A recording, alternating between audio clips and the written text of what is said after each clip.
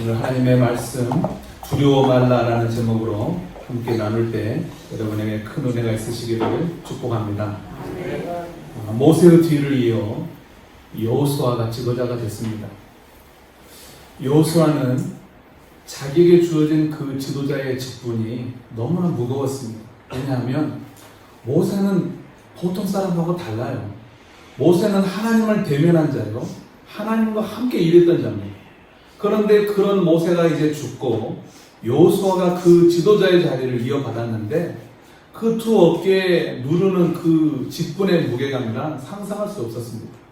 그래서 여호수아의 마음속에는 정말 내가 이 민족을 잘 지도할 수 있을까? 가나안 땅에 잘 인도할 수 있을까? 이런 두려운 마음이 너무 컸어요. 이렇게 두려워하고 있을 때 하나님께서 여호수아를 찾아가셔서 하신 말씀이 오늘 본문의 말씀입니다. 그 내용은 이런 말씀입니다. 두려워 말라, 내가 너와 함께 함이니라. 여러분, 성경을 보면요, 하나님께서 자기 백성들에게 찾아가셔서 거의 맨 먼저 하시는 말씀은 딱 정해져 있어요. 그 말씀이 바로 두려워 말라, 내가 너와 함께 함이니라. 모세가 바로왕 앞에 나가기를 두려워하고 있을 때도 하나님은 내가 너와 함께 있을 거라고 하는 그 말씀을 해주셨고, 이스라엘 백성들이 가나안 정탐꾼들의 그 부정적인 보고를 받고 이제 우리는 죽었구나, 큰일 났구나, 그 마음에 두려움이 엄습해 올 때도 하나님이 백성들에게 해주셨던 말씀이 그들을 무서워하지 마라, 두려워하지 마라. 아수르의 침략 앞에서 온 백성들이 두려워하고 있을 때 이사야 41장 10절 말씀, 이 말씀이 그때 주신 말씀 아닙니까? 이 말씀을 우리가 같이 봉독해 봤으면 좋겠습니다. 이사야 41장 10절 말씀 시작. 두려워 말라, 내가 너와 함께하리라. 놀라지 말라, 나는 내 하나님이 되리라. 내가 너를 굳세게 하리라. 참으로 나의 의로운 오른손으로 너를 붙들리라. 인생의 환난을 당한 여러분, 특별히 코로나로 인하여 어려움을 겪고 있는 우리 성도 여러분, 경제적으로 직접적인 또 간접적으로 어려움을 겪고 있는 여러분들에게 하나님께서 이 말씀을 하고 계시는 걸 믿으시기를 바랍니다. 하나님은 우리가 처한 사정을 다 알고 계셔요. 그리고 우리에게 찾아오셔서 너는 두려워 말라고, 내가 너와 함께 할 거라고 이 말씀을 여러분에게도 하고 계시는 것을 믿으시기를 바랍니다. 두려워 말라, 내가 너와 함께 하니라 이라는 이 말씀이 그냥 성경에 기록된 이야기가 아니라 오늘 정말 내 귀에 쟁쟁히 들려주시는 그 하나님의 음성으로 들려줄 수 있기를 축복합니다. 여러분, 하나님은 전능자시잖아요. 하나님은 온 우주 만물을 통치하시는 분이지 않습니까? 내 인생의 주관자시에요. 그 하나님께서 오늘 우리에게 말씀하시는 거예요. 두려워 마라, 내가 너와 함께 함이니라. 따라서 하나님께서 함께 하시는 우리 모든 성도들에게는 이 세상에 어떤 것도 문제가 될 수 없고 이 세상에 어떤 장애물도 문제가 될 수 없음을 믿으시기를 바랍니다. 아멘. 저는 오늘 이 시간에 우리 하나님 믿는 사람들에게 문제되지 않는 것들에 대해서 한 3가지 정도를 소개하고 싶습니다. 첫 번째는요, 장소가 문제가 되지 않습니다. 오늘 본문 1장 9절을 한번 보시면 9절만 다시 한번 봉독합니다. 내가 내게 명령한 것이 아니냐? 강하고 담대하라. 두려워하지 말며 놀라지 말라. 내가 어디로 가든지 내 하나님 여호와가 너와 함께하느니라 하시니라. 자, 내가 어디로 가든지 무슨 말이에요? 장소와 상관이 없다는 거예요. 하나님이 함께해 주시는 그 하나님의 자녀들에게는 어디로 가든지 장소가 문제되지 않는다는 거예요. 산으로 가든지 바다로 가든지 길로 가든지 길이 없는 곳으로 가든지 서울로 가든지 지방으로 가든지 장소는 하등의 관계가 없는 걸 믿으시기를 바랍니다. 서울로 가든지 지방으로 가든지 도시로 가든지 섬으로 가든지 산으로 가든지 문제될 것이 없대요. 어디로 가든지 내가 너와 함께 하니까. 김씨 집안으로 시집가든지 박씨 집안으로 시집가든지 상관이 없는 줄로 믿습니다. 내가 왜 이 집안에 시집 와가지고 그런 소리 하면 안 돼요. 왜? 하나님 믿는 사람한테는 상관이 없다니까요. 이리 가든 저리 가든 상관이 없대요. 서울이든 지방이든 내가 왜 지방에 자천돼가지고 큰일 났다. 내년에 지방으로 발령당해 큰일 났다. 큰일 난 게 아니라니까요. 상관이 없대요. 장소는. 우리 하나님 믿는 사람은요 어디로 가든지 문제가 없는 걸 믿으시길 바랍니다. 정말 이 말씀이요 성경에 기록된 것으로 끝날 것이 아니라 오늘 살아나야 돼요. 살아나가지고 여러분 가슴속에 심겨야 될 줄로 믿습니다. 그러니까 하나님 믿는 사람은요 뭐 어디로 가든가 뭐 시골로 갔네 큰일 났네 지방으로 발령 났네 큰일 났네 그런 소리 하는 거 아니에요. 상관이 없어요. 어디로 가든 상관이 없어요. 사무엘하 8장 6절에 보면 이렇게 말씀이 기록되고 있습니다. 다윗이 어디로 가든지 여호와께서 이기게 하시니라. 하나님이 함께 하시니까 다윗이 어디로 가든지 상관이 없는 거예요. 창세기 39장 2절에 보면 여호와께서 요셉과 함께 하심으로 그가 형통한 자가 되어 그의 주인 애굽 사람의 집에 있으니 요셉이 애굽의 노예로 팔려갔잖아요. 그런데 성경은 하나님께서 그와 함께 하시니 형통했대요. 노예로 팔려가도 상관이 없대요. 애굽으로 가든 궁궐로 가든 감옥으로 가든 하나님 믿는 자녀들에게 상관이 없는 거 믿으시기 바랍니다. 왜 그렇습니까? 하나님이 함께 하시니까. 감옥에 가도 상관이 없대요. 왜? 장소가 상관이 없대요. 하나님이 거기 함께 하실 거니까. 여러분 이 믿음으로 사시기를 축복합니다. 또 두 번째로 하나님 믿는 사람한테는요 시기가 상관이 없어요. 여호수아 3장에 보면 이스라엘 백성들이 이제 요단강을 건너는데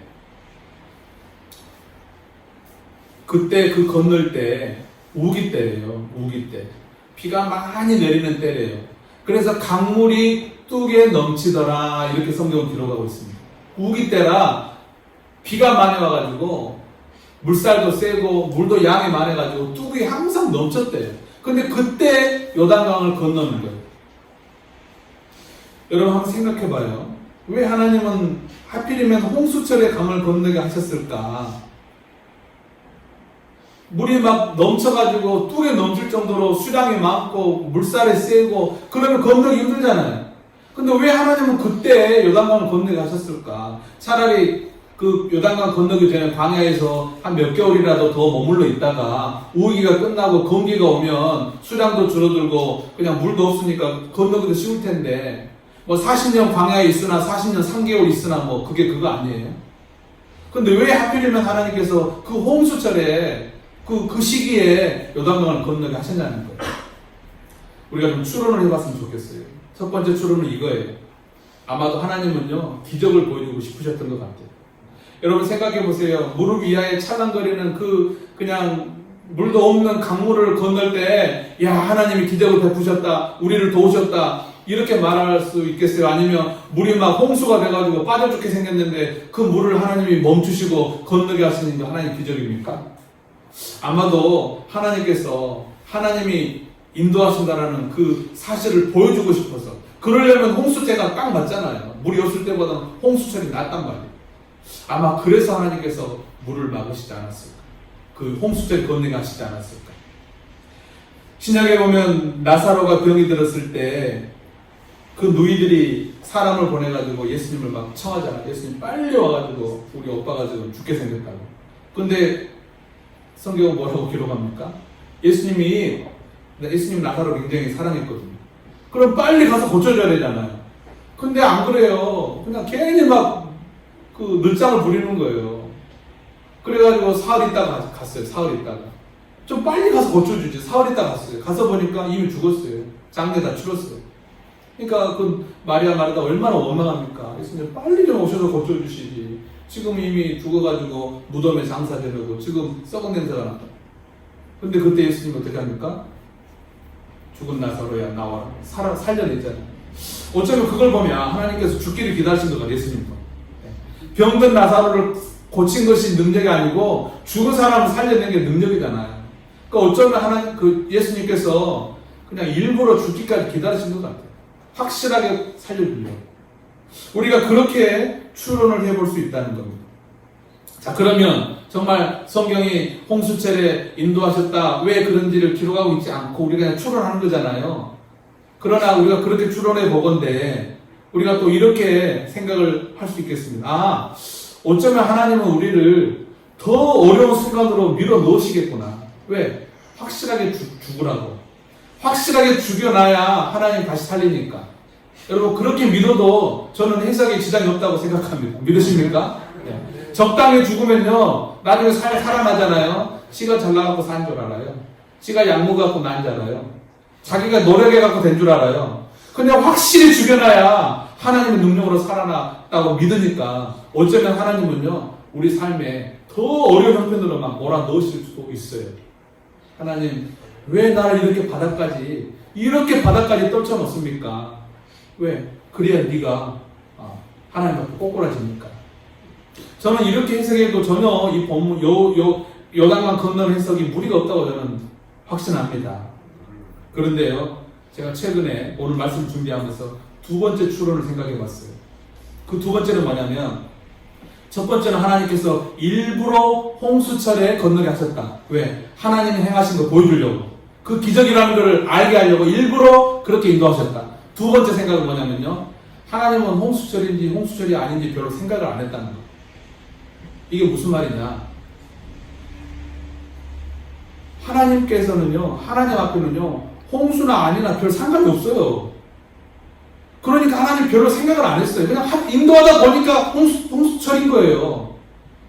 야, 내가 홍수철이 인도해야 되겠다, 안 해야 되겠다. 하나님 별로 생각을 안 했다는 거예요. 이게 두 번째 추론입니다. 별로 생각을 안 했어요. 왜요? 하나님은 하등의 문제가 없거든요. 홍수철이나 홍수철이 아니나 하나님께서 자기 백성을 가나안 땅에 인도하실 때는요, 요단을 건너게 할 때는 하등의 문제가 없다는 거예요. 그러니까 하나님은 별로 거기에 대해서 깊이 생각지 않았다는 거예요. 건기니까 강물이 적으니까 하나님께서 덜 힘드시고, 홍수채니까 물이 많으니까 하나님께서 힘드시고, 그러지 않는다는 거예요. 하나님께서 이스라엘 백성들을 건기 때면 건기대로 인도하실 것이고, 홍수철이면 홍수철대로 하나님께서 인도하실 줄로 믿습니다. 저는요, 지금은 처음에는 저는 처음인 줄, 그 첫 번째 이야기인 줄 알아요. 하나님은 정말 우리를 일부러 그렇게 인도하셔서 하나님의 살아계신 것을 보여주시는구나. 사실 저는 그렇게 믿어왔거든요. 근데 오늘 말씀 준비하니까 그게 아닌 것 같아요. 하나님은 신경도 안 써요. 왜? 건기대로, 아니면 아닌대로, IMF면 IMF대로, IMF가 아니면 아닌대로, 코로나면 코로나대로, 코로나가 아니면 아닌대로, 하나님한테는 하등의 문제가 아닌 걸 믿으시길 바랍니다. 하나님 별로 신경 안 써요, 그런 거. 왜? 내가 어차피 함께 하는데 뭐. 내가 도와줄 건데 뭐. 코로나가 발생했으면 발생한 대로 도와줄 거고, 아니면 아닌 대로 함께 할 거고. 오히려 그것이 더 큰 믿음인 줄로 믿습니다. 하나님을 믿는 사람에게는요, 시기가 문제가 되지 않아요. 여름이면 여름대로, 겨울이면 겨울대로, 가뭄이면 가뭄대로, 홍수철이면 홍수대로 믿으시길 바랍니다. 철이면 철이대로, 철이 아니면 아닌대로, 호황이면 호황대로, 불황이면 불황대로 하나님이 함께 하시니까 전혀 문제가 되지 않는 걸 믿으시기를 바랍니다. 저는 이 믿음을 여러분이 확실하게 가지시기를 축복합니다. 세 번째로요, 하나님 믿는 하나님의 자녀들에게는 자신의 연약함도 전혀 문제되지 않아요. 사사기 3장에 보면 앤손잡이 에웃이라는 사람이 나와요. 성경은 그 사람에 대해서 앤손잡이라고 소개하고 있습니다. 이게 무슨 말입니까? 평범하지 않다는 거거든요. 사실 전 세계적으로 왼손잡이는 10명 중에 1명 정도 된다 그래요. 100명 중에 10명. 우리나라 사람은 100명 중에 한 4명 정도가 왼손잡이라고 그래요. 왜냐하면 지금은 좀 덜하지만 옛날에는 왼손으로 뭐 숟가락을 든다거나 왼손으로 글을 쓴다거나 하면 혼을 냈어요. 왼손 쓰지 말라고. 근데 지금은 좀 덜해졌잖아요. 그런데도 우리나라는 좀 외국보다도 더 심한 것 같아요. 그러니까 100명 중에 4명밖에 안 돼요, 왼손잡이가. 왼손잡이가 얼마나 불편한지 알아요? 야구 글러브도요, 다 그 오른손잡이, 왼손잡이 있잖아요. 왼손잡이는 몇 개 없어요. 일부러 주문해야 돼요. 골프채도 그래요. 군대 가면 사냥도 마찬가지예요. 이렇게 써야 되는데 왼손잡이 이렇게 써야 되거든요. 얼마나 불편한지 몰라요.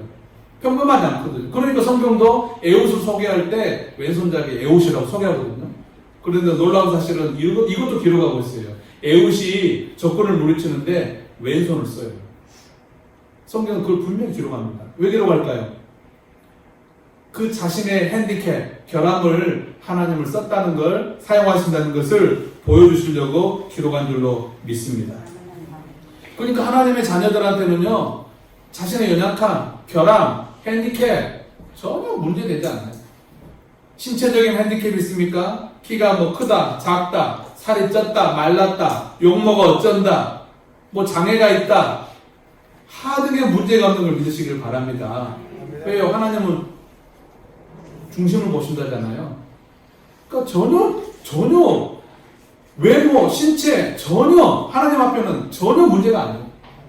또 여러분의 출신 배경, 가정적인 배경도 아무것도 문제되지 않아요. 성경 보십시오. 기생도 쓰고 기생 아들도 쓰고 여러분 그러잖아요. 과부도 쓰시고 농부도 쓰시고 어부도 쓰시고 전혀 하나님한테는요 출신 배경이 문제되지 않더라는 거예요. 또 자기 자신의 능력이 부족해도 써요. 말을 못해도 쓰시고 모세 말을 못해 써. 질병이 있어도 쓰시고 사도 바울 질병이 있었잖아요. 평생 못 고치는 질병. 공부를 못해도 쓰시고 베드로 공부 못했잖아요. 배운 게 없어요. 함대기 없어요. 그래도 쓰시는 게 12제자죠. 사사기 보면 삼갈이라고 하는 사사가 나오는데요. 그의 직업은 목자였어요. 목자. 그런데 하나님께서 그를 불렀거든요. 그래서 이스라엘의 지도자 삼고 적과 싸우게 하시는데 성경에 보니까 소모는 막대기로 적군 600명을 물리쳤다고 기록합니다. 소모는 막대기. 여러분 이 소모는 막대기가 뭐가 대단해요. 근데 하나님께서 그 사람을 쓰니까 그걸로 적군 600명을 무찌른 걸 믿으시기를 바랍니다.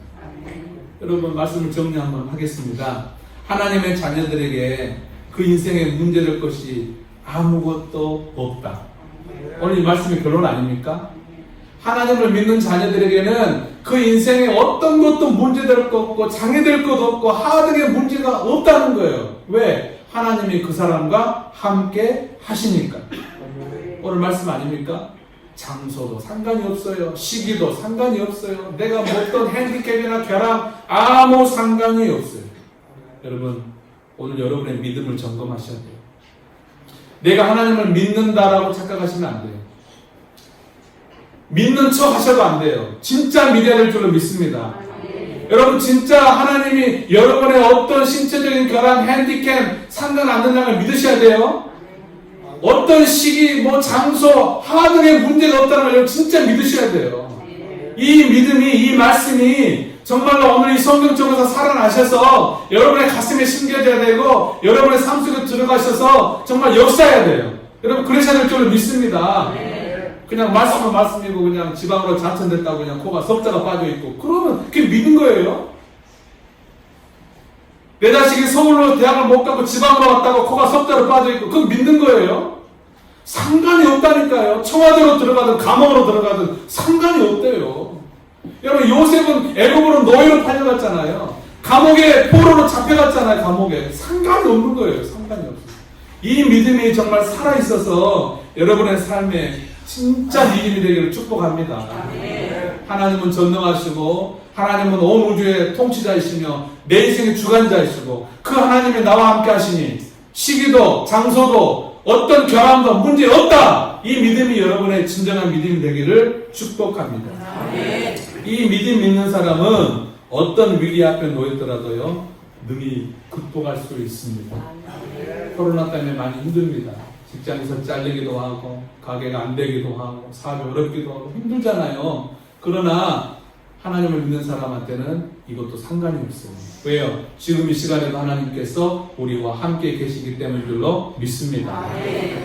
힘을 내시고요. 이 믿음으로 끝까지 승리하시기를 축복합니다. 찬송 한번 했으면 좋겠는데요.